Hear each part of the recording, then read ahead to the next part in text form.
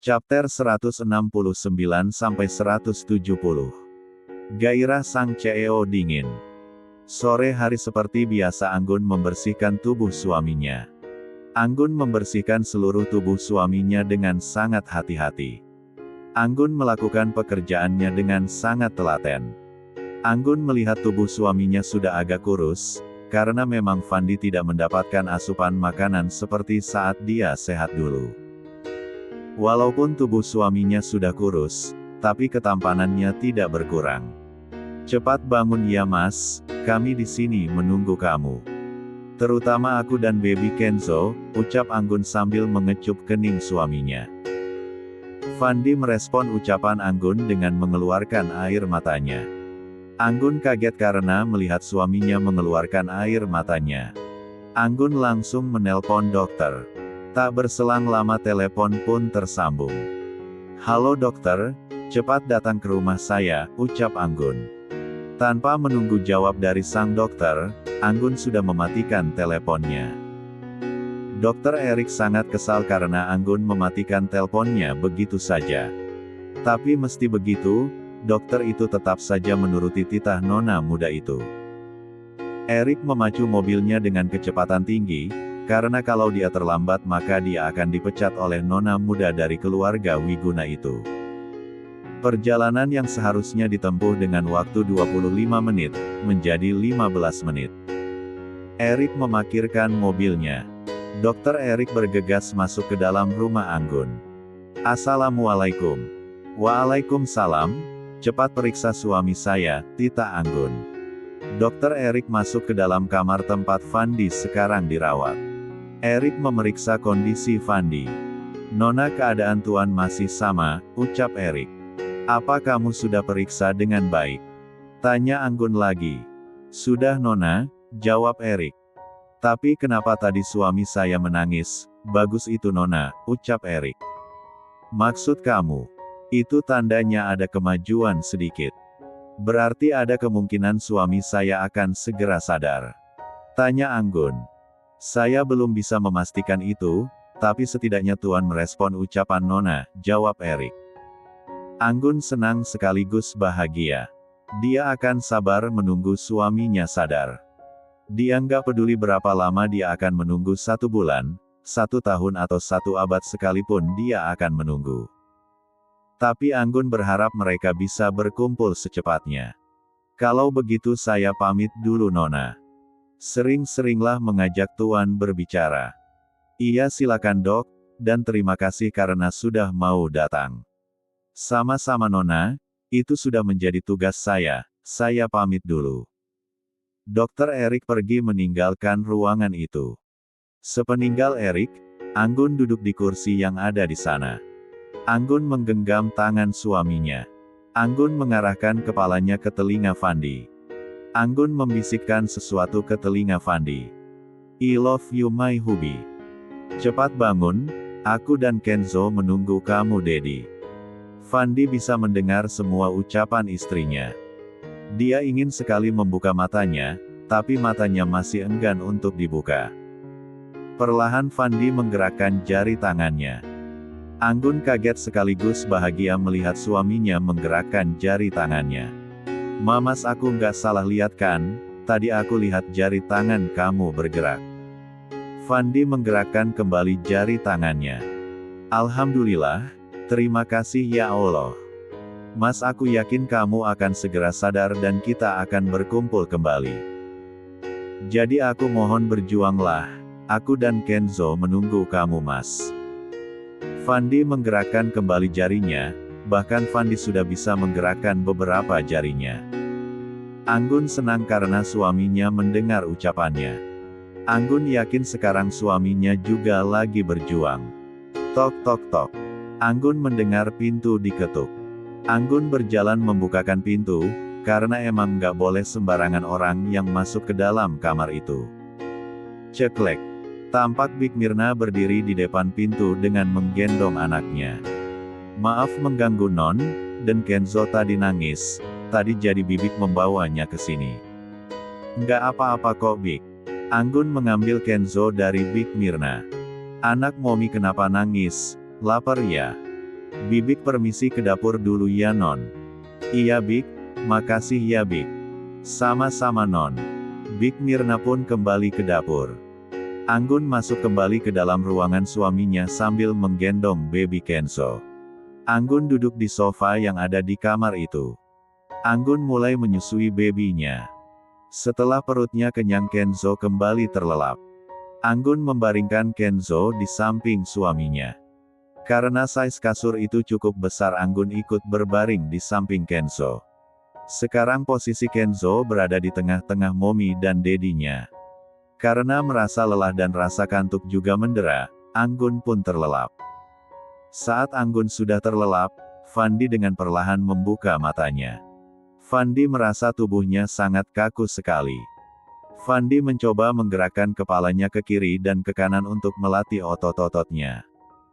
Saat melihat ke kanan, Fandi melihat pemandangan yang sangat indah. Fandi melihat istri serta anaknya. Fandi sangat bahagia bisa melihat wajah anak dan istrinya. Fandi bersyukur karena Allah masih memberikan kesempatan untuknya. Fandi mencoba mencabut alat yang ada di tubuhnya. Saat mau mencabut alat yang ada di tubuhnya, tiba-tiba pintu kamar itu terbuka, sontak Fandi melihat ke arah pintu. Chapter 170.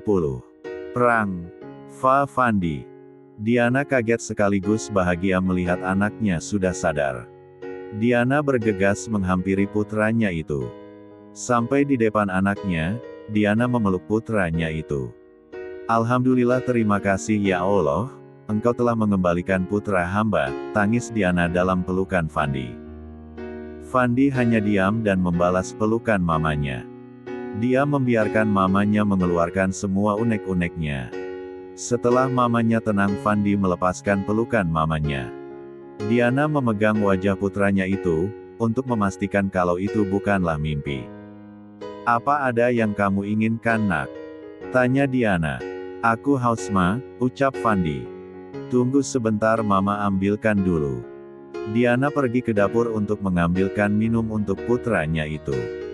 Sepeninggal mamanya, Fandi mencoba kembali mencopot alat yang ada di tubuhnya, tapi nggak bisa. Fandi melihat putranya yang sedang terlelap. Fandi mengelus pipi anaknya yang lembut itu. Fandi ingin sekali mencium putranya, tapi nggak bisa karena terhalang oleh alat yang ada di tubuhnya. Diana kembali ke kamar putranya, dengan membawa segelas air putih. Diana membantu putra untuk minum. Setelah minumannya habis, Diana menaruh gelasnya di atas meja. Ma, bisa tolong panggilkan dokter enggak? Tanya Fandi. Bisa, sebentar mama telpon dulu. Diana menelpon dokter Erik. Setelah sambungannya tersambung, Diana menyuruh dokter itu segera datang ke rumah menantunya. Selesai menelpon dokter, Diana menghampiri menantunya. Saat Diana akan membangunkan Anggun, Fandi menghentikannya. Jangan bangunkan dulu ma, aku mau memberi surprise untuk istriku. Diana mengangguk tanda mengerti. Diana pun mengurungkan niatnya untuk membangunkan Anggun. Lihat putramu, dia sangat mirip dengan kamu. Hihimm. Tak berselang lama Erik pun sampai di rumah Anggun. Erik langsung menuju kamar Fandi. Saat pintu terbuka, alangkah kagetnya Erik melihat pemandangan di depannya. Kenapa ekspresi kamu kayak melihat hantu begitu, ucap Fandi. Tuan muda Anda sudah sadar. Hihimm, cepat buka alat yang menempel di tubuhku ini. Erik bergegas menghampiri tuan mudanya itu. Sebelum Erik membuka alat yang ada di tubuh Fandi, dia terlebih dahulu memeriksa keadaan Fandi. Karena Fandi koma sudah 3 bulan lebih, jadi Erik memeriksa dengan teliti. Bagaimana Rick? Tanya Diana. Keadaan tuan muda sudah baik-baik saja nyonya, tapi tuan muda harus melatih otot-otot tangan dan kakinya dulu. Selebih dari itu keadaan tuan muda sudah pulih sepenuhnya, jawab Erik. Cepat buka alat yang ada di tubuhku, titah Fandi. Kalau dia sudah sadar, sifat arogan dan ngeselinnya kembali lagi. Malah melamun, Erik cepat. Baik tuan muda. Tunggu, biarkan saja dulu, kita akan memberi kejutan untuk istriku dulu. Maksud tuan muda? Nanti aku jelaskan rencanaku. Ma telpon mertuaku dan suruh mereka ke sini. Terus papa sama Fanya juga, ucap Fandi tersenyum licik. Diana melakukan titah putranya itu. Setelah menelpon besan, suami dan putrinya, Diana kembali mendengarkan rencana putranya. Saat mertua, papa dan Fanya sudah datang, Mama dan Erik bilang kalau aku sudah tidak bisa diselamatkan lagi, dan Erik harus mencopot alat yang ada di tubuh aku. Sampai di sini Mama sama Erik paham? Tanya Fandi.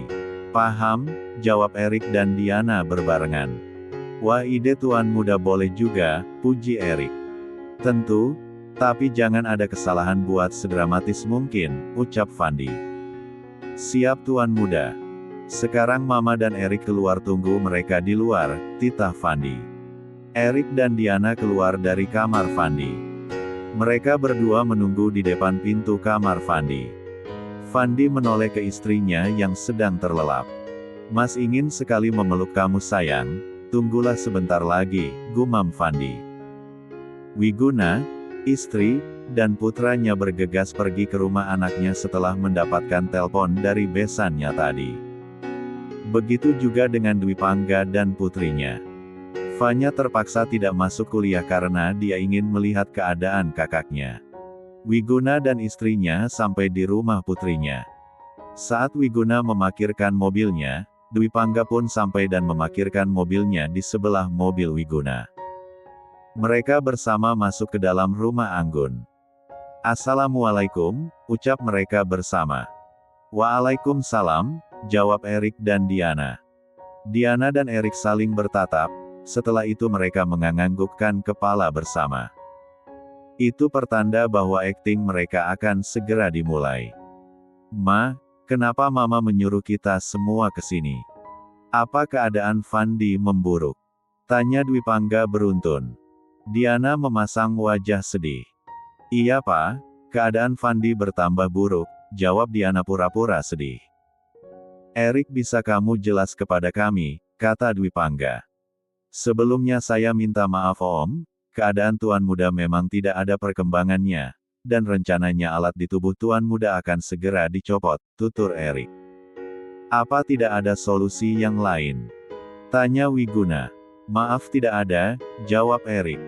Bagaimana ini Pak, kasihan Anggun. Apa yang akan kita katakan kepada dia, ucap Kiara sedih. Sebaiknya kita ke dalam dulu untuk melihat keadaan Fandi, setelah itu baru kita putuskan, ucap Wiguna. Mereka semua pun masuk ke dalam kamar Fandi.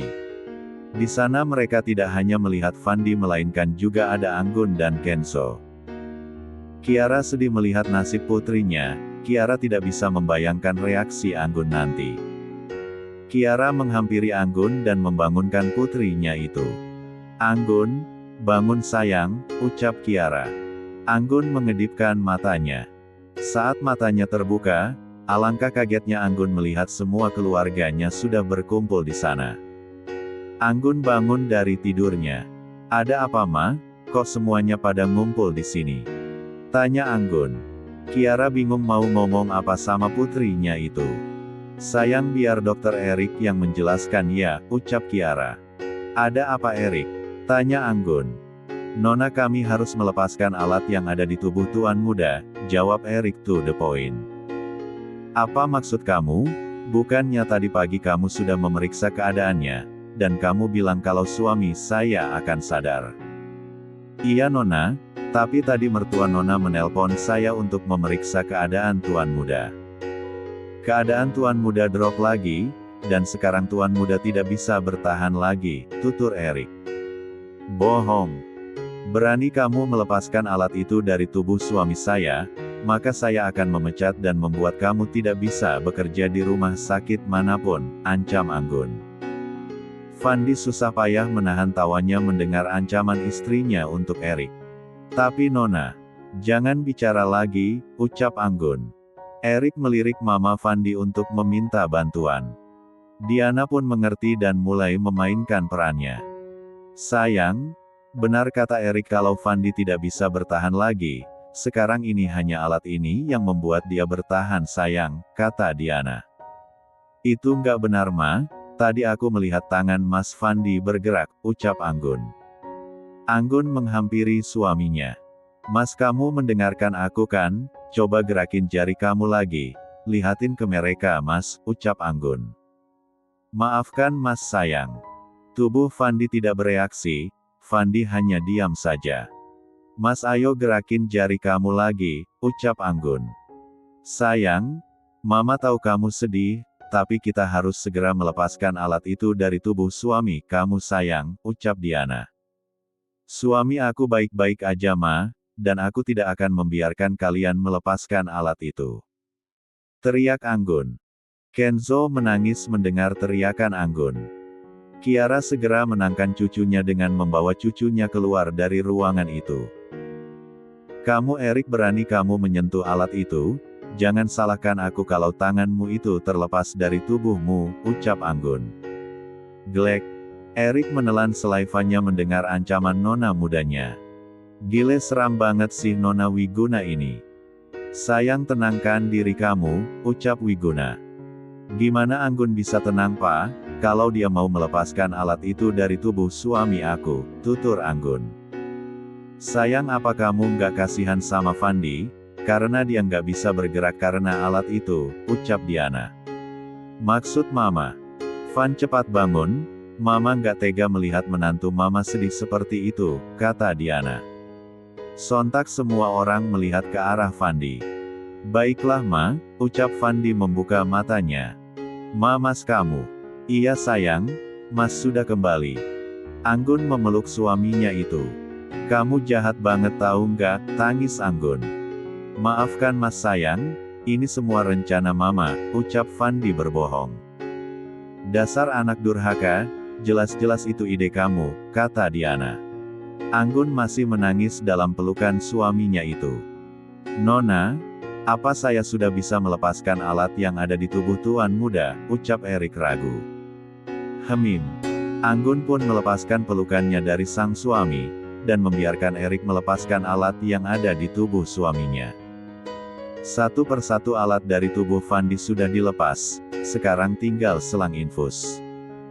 Akhirnya tubuh Fandi terlepas dari alat-alat itu. Fandi bangun dari tidurnya. Sekarang posisi Fandi sedang duduk di atas ranjangnya. Kamu tidak ingin memeluk Mas lagi? Tanya Fandi sambil merentangkan tangannya. Anggun langsung memeluk suaminya itu. Fandi memeluk tubuh istrinya dengan erat, seakan tidak ingin melepaskan istrinya itu. Anggun menghirup aroma tubuh yang selama ini dia rindukan. Anggun tidak henti-hentinya mengucapkan rasa syukurnya kepada Allah. Begitu juga dengan Fandi, dia bersyukur karena Allah telah memberikan dia kesempatan lagi untuk berkumpul dengan keluarganya.